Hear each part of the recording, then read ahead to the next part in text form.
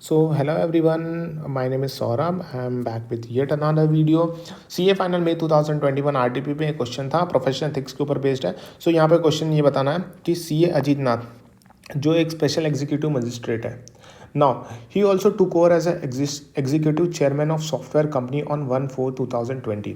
So CA Ajit नाथ क्या है, एक स्पेशल एग्जीक्यूटिव मजिस्ट्रेट है और उन्होंने ना ही took over as executive chairman है. एग्जीक्यूटिव चेयरमैन कहाँ पे, सॉफ्टवेयर कंपनी में 1/4/2020 में.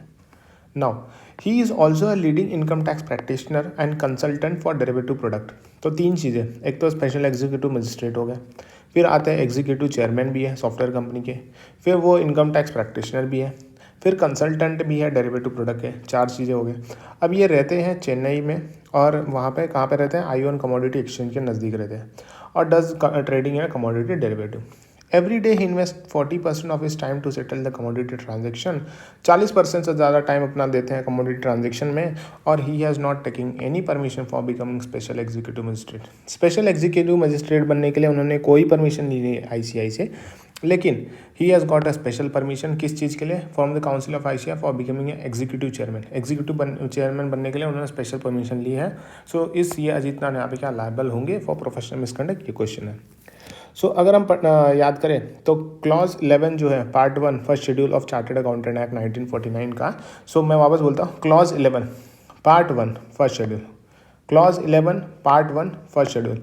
एक और एक मतलब होता है 11. सो मतलब यहाँ पे आप एक बिजनेस से लेके दूसरा बिजनेस कर रहे हो, एक बिजनेस और दूसरा बिजनेस कर रहे हो. सो 1 और 1. सो चार्टर्ड अकाउंटेंट प्रैक्टिस वो deem to be guilty of professional misconduct हो जाएंगे अगर वो इंगेज कर लेते हैं अपने आप को इन एनी बिजनेस और occupation other than the profession of chartered accountant. If you engage in business और occupation other than the profession of chartered accountant, unless जो है वो permitted by the council to engage, जब तक permission नहीं मिलेगी, अगर आप दूसरे बिजनेस में इंगेज कर लेते हो other than profession of chartered accountant, तो आप हैं guilty of professional misconduct. However यहाँ पे क्या बोला जा रहा है कि काउंसिल यहाँ पे has granted a general permission. Council ने कुछ जनरल परमिशन दे दिया है to the member to engage in certain specific occupation. कुछ ऐसे ऑक्यूपेशन हैं जहाँ पे काउंसिल ने जनरल परमिशन दे दिया है मेंबर्स को कि आप वो ऑक्यूपेशन में घुस सकते हो, वो ऑक्यूपेशन में आपको जनरल परमिशन मिल गया है. लेकिन in respect of all other occupation specific permission यहाँ पे आपको इंस्टीट्यूट से यहाँ पे लेनी पड़ेगी, वो नेसेसरी है. सो इन दिस केस यहाँ पे क्या हो रहा है कि CA अजीत नाथ जो है वो एक स्पेशल एग्जीक्यूटिव मजिस्ट्रेट है जो engage in occupation of trading in a commodity derivative, also took over as executive chairman on 1/4/2020. इसमें मैंने कुछ नया नहीं बताया, क्वेश्चन से उठा हुआ है.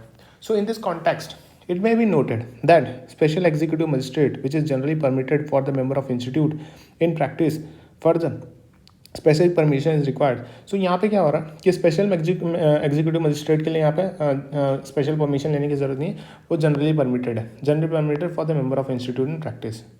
लेकिन स्पेसिफिक परमिशन यहाँ पे रिक्वायर्ड होगा for holding the position of executive chairman. अगर आप एग्जीक्यूटिव चेयरमैन बन रहे हो तो आपको स्पेशल परमिशन लेना पड़ेगा, और जबकि इन्होंने ले भी लिया था.